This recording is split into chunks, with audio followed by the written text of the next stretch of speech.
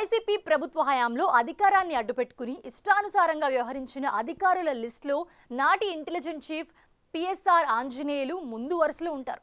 వైసీపీకి జగన్కి ఆయన వీర విధేయుడిగా పనిచేశారనే విమర్శలున్నాయి.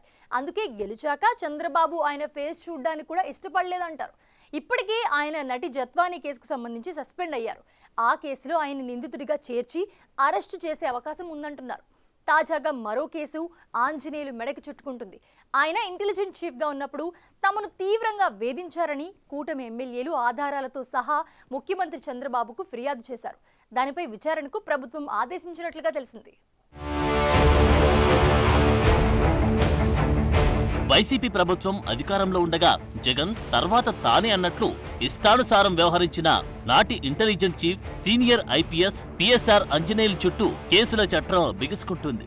ఎలాగూ మళ్లీ జగనే అధికారంలోకి వస్తారన్న ధీమతో పిఎస్ఆర్ విధుల్లో ఉన్నంత కాలం వైసీపీకి కరుడుగట్టిన కార్యకర్తలా వ్యవహరించారు. తీరు ఎన్నికల ఫలితాలతో బిత్తరపోయిన సదరు ఆఫీసర్ ఫలితాలు వెలువడగానే తెలుగుదేశం అధినేత చంద్రబాబును కలిసేందుకు విఫలయత్నం చేశారు. అప్పట్లో చంద్రబాబును కలిసేందుకు ఆంజనేయులు ఉండవల్లి నివాసానికి రాగా ఆయనకు అనుమతి లభించలేదు. ఎన్నికల విధుల్లో అవకతవకలకు పాల్పడ్డారని పిఎస్ఆర్ ఆంజనేయుల్ని ఈసీ తప్పించింది. ఈసీ ఎన్నికల విధుల నుంచి తప్పించాక కూడా అనధికారికంగా ఆయన వైసీపీ కోసం పనిచేశారని ఆరోపణలున్నాయి. ఆ క్రమంలో ఎలక్షన్ రిజల్ట్స్ తర్వాత చంద్రబాబును కలవడానికి వచ్చిన ఆ ఐపీఎస్ ని ప్రధాన గేటు వద్దే కానిస్టేబుళ్లు కారాపి లోనికి అనుమతి లేదని చెప్పారు.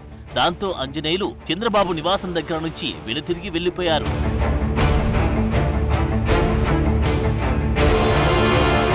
అసలు ముందు నుంచి పిఎస్ఆర్ అంటే కేర్ ఆఫ్ కాంట్రవర్సీలే అన్న టాక్ ఉంది. వైసీపీ అధికారంలోకి రాకముందు టీడీపీ హయాంలో పిఎస్ఆర్ అత్యంత వివాదాస్పదంగా వ్యవహరించారు. అప్పటి గన్నవరం టీడీపీ ఎమ్మెల్యే వల్లభనేని వంశీతో గొడవ పెట్టుకుని రచ్చకెక్కారు. టీడీపీ ఎమ్మెల్యేగా ఉన్న వల్లభనేని వంశీ అప్పటి విజయవాడ సిపిగా పనిచేస్తున్న పిఎస్ఆర్ ఆంజనేయులకు మధ్య విభేదాలు తలెత్తాయి. పిఎస్ఆర్ కు ప్రభుత్వం అధికారికంగా కేటాయించిన సెల్ ఫోన్ నెంబర్ నుండి వేరొక మహిళతో చనువుగా మాట్లాడడం, ఆ కాల్ రికార్డులను వంశీ వెలుగులోకి తీసుకురావడం సంచలనంగా మారింది. తర్వాత గన్మెన్ విషయంలో వారిద్దరి మధ్య వివాదం చోటు చేసుకుంది. అప్పట్లో వంశీని అంతం చేసేందుకు పిఎస్ఆర్ మాజీ నక్సలైట్లతో పథకం రచించారని వంశీ తరపున న్యాయవాదులు ఆరోపణలు సైతం చేశారు. అదే స్థాయిలో పిఎస్ఆర్ ఆంజనేయులు కూడా కౌంటర్ ఇచ్చారు. ఈ విషయంలో అప్పటి టీడీపీ ప్రభుత్వానికి ఇరకాటంగా మారడంతో ఆయన బదిలీ చేయడంతో పిఎస్ఆర్ కేంద్ర సర్వీసులకు వెళ్లిపోయారు. వైసీపీ ప్రభుత్వం ఏర్పడ్డాక తిరిగి రాష్ట్ర సర్వీసులకు వచ్చారు. జగన్ పై విపరీతమైన స్వామి భక్తి ప్రదర్శిస్తూ ఇంటెలిజెన్స్ చీఫ్ గా నియమితులయ్యారు. కీలకమైన పోస్టులో పిఎస్ఆర్ వ్యవహరించిన తీరు కారణంగానే ఆయనకు చంద్రబాబు కనీసం అపాయింట్మెంట్ కూడా ఇవ్వలేదు. కూటమి ప్రభుత్వం రాగానే ముంబై నటి జత్వానీ కేసులో కీ రోల్ పోషించి ఆమె కుటుంబాన్ని వేధించిన కేసులో పిఎస్ఆర్ సస్పెన్షన్ కు గురయ్యారు.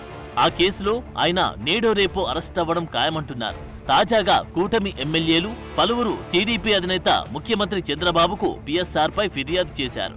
ప్రతిపక్షంలో ఉన్న సమయంలో తమని నిత్యం వేధించారని, ఫోన్లు చేసి బెదిరింపులకు పాల్పడ్డారని, ఎటువంటి ఆందోళనలు, ధర్నాలు, నిరసనలు కూడా చేయవద్దంటూ బెదిరించారని కూటమి ఎమ్మెల్యేలు చంద్రబాబుకు ఫిర్యాదు చేశారు. తన మాట ధిక్కరిస్తే సిఐడితో ఎంక్వైరీ చేయించి అరెస్టు చేస్తానన్న పిఎస్ఆర్ బెదిరిస్తూ మాట్లాడిన ఆడియో క్లిప్లను ముఖ్యమంత్రికి ఇచ్చినట్లు తెలిసింది. చంద్రబాబు అరెస్టు సమయంలో నంద్యాల నుంచి గుంటూరు తీసుకొస్తున్నప్పుడు దారిలో ఉన్న అన్ని నియోజకవర్గ టీడీపీ ఇన్ఛార్జీలకు ఫోన్ చేసి ఆందోళనలు చేయవద్దని ఆయన బెదిరించారట. చంద్రబాబు అరెస్టు నేపథ్యంలో ఎవరు కూడా నిరసనలు, ధర్నాలు చేయవద్దని రుబాబు చేశారంట. అందుకే తాము ఆ టైంలో పెద్దగా ఆందోళన చేయలేకపోయామని ప్రస్తుతం గెలిచిన ఎమ్మెల్యేలు చంద్రబాబుకి విన్నవించుకున్నట్లు తెలిసింది. ఆయనపై కఠిన చర్యలు తీసుకుని కేసు నమోదు చేయాలని చంద్రబాబును కోరారంట. దానిపై విచారణ జరిపించి తగు చర్యలు తీసుకుంటానని చంద్రబాబు ఇచ్చిన హామీ మేరకు టీడీపీ ఎమ్మెల్యేల ఫిర్యాదుతో పిఎస్ఆర్ పై చర్యలకు కూటమి సర్కార్ సిద్ధమవుతోంది.